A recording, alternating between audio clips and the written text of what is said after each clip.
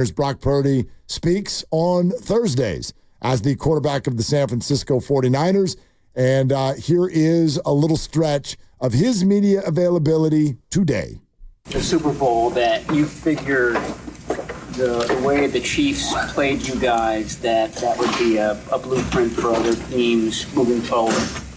Have you seen that over the first two games? Any kind of similarities in defensive approach to you and your offense? Honestly, I don't think so. Just the way the Jets run their defense, they ran it that way. The way Minnesota runs their defense, they ran it that way.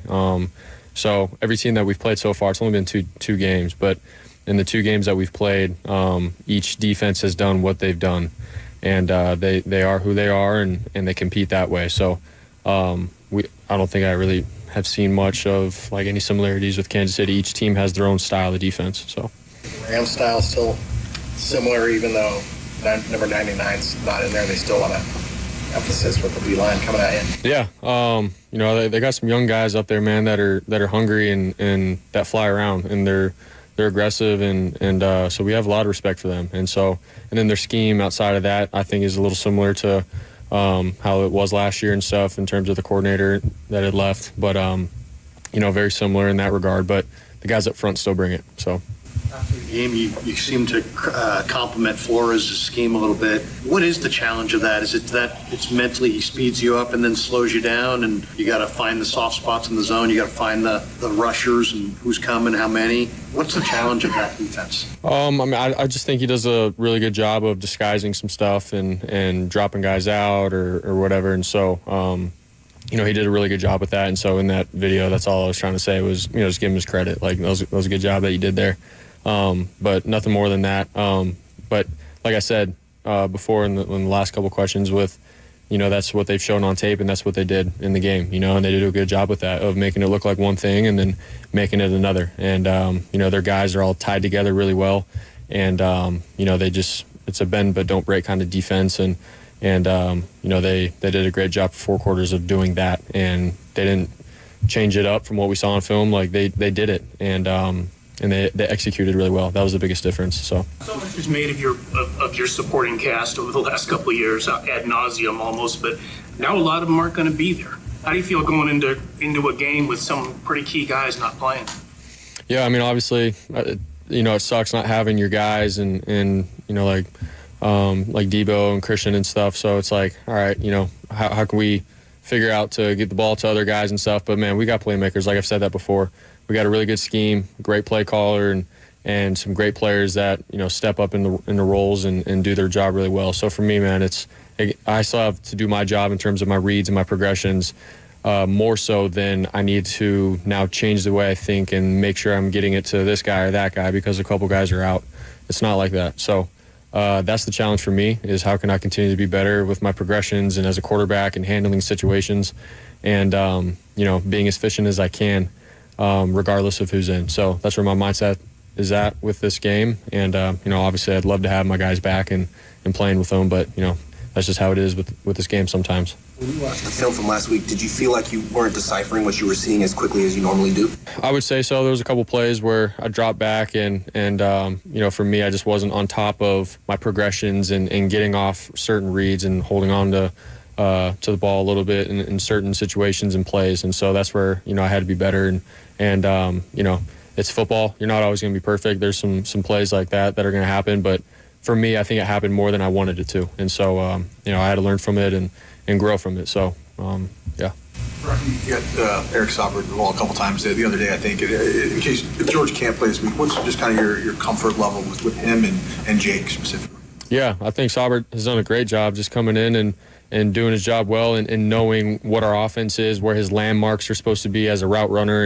And then in the run game, he does a great job for our guys. And so he did a great job towards the end of the game, 2-minute drill. He was right where he needed to be and caught a couple, crucial catches and stuff. So, and he's got experience. He's played for a while now. So for me as a quarterback, it gives me some comfort knowing that he's been in those situations and he's willing to, understand what we're trying to do and then execute in the heat of the moment. So, and then Jake Tonjes, man, just seeing his progression from even last year till now of knowing our offense and being where he needs to be and, he's a smooth route runner. He's got great hands. So I'm excited for him and his opportunity, man. He's had a great camp, and whenever his number's been called upon at practice or in some preseason games, I think he's done a great job. So I'm excited for both of them. 49ers fans historically travel really well to SoFi, times outnumbering the home fans there. Does it feel like a typical road game when you're in that environment, and does that help the offense when it comes to communication, maybe not having to go on silent counts in certain situations? Yeah, I think that's huge. For example, like last week going in Minnesota with the environment as it was and stuff, our operation, our cadence and everything is completely different, and how we rep it at practice. So to be able to go down there and have our Niner fans show up and, to be able to use our verbal cadence and stuff, it's huge for us. So we're obviously ready for any kind of situation if we do have to go on silent.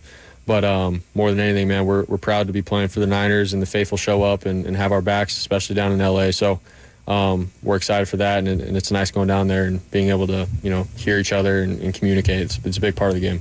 Some of the advanced metrics show that the receivers aren't getting quite the separation thus far that they did last year. What does the film show? And when they're not getting separation, do you have to throw more 50-50 balls? And does that add stress to the whole thing?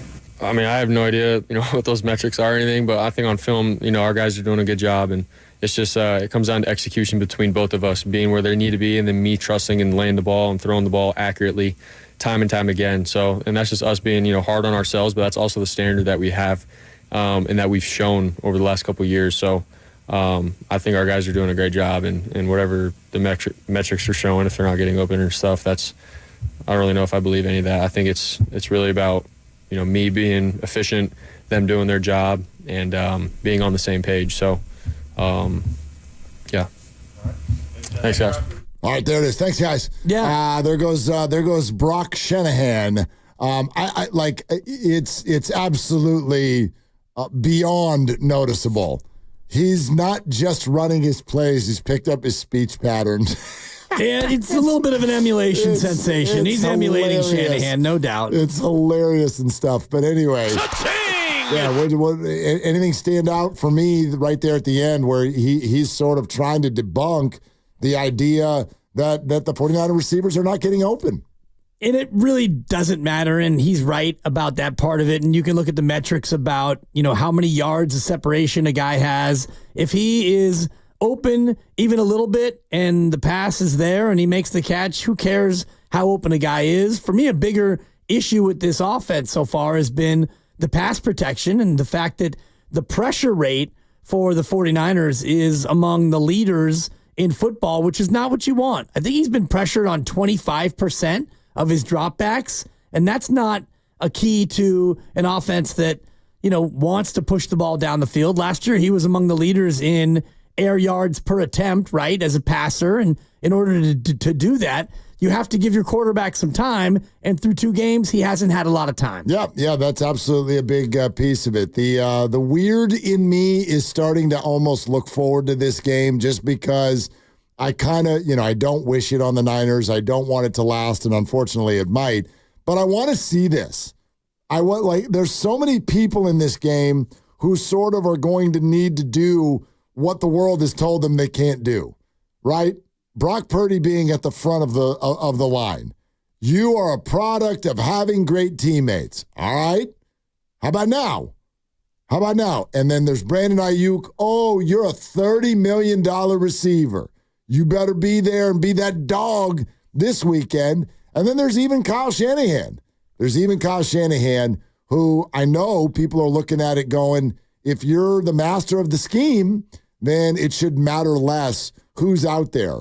And I will say right now, I don't really buy in to any of those 3 narratives, which is why I kind of want to see it, because I actually have confidence that it's still going to look pretty good. Yeah, and it should look pretty good. And he actually talked in his press conference about Jake Tonjes and his ability to come in and potentially replace George Kittle if Kittle's unable to go, and Saubert and what he's meant. So you won't have Debo and Christian McCaffrey for sure. We know that. And if George Kittle is out as well, then you start to think about exactly how it might look and, how they'll go about not only scoring points, but winning the game. And it might be a little bit different. And, we talked earlier to Jay Gruden, and something he said might actually be a thing that they focus on this weekend, which is it's okay sometimes to punt. And if you have a good defense, and the Niners do have a good defense, you could be a little bit more conservative. You can punt the ball to the Rams and know that your defense should be able to hold its water against a depleted offense.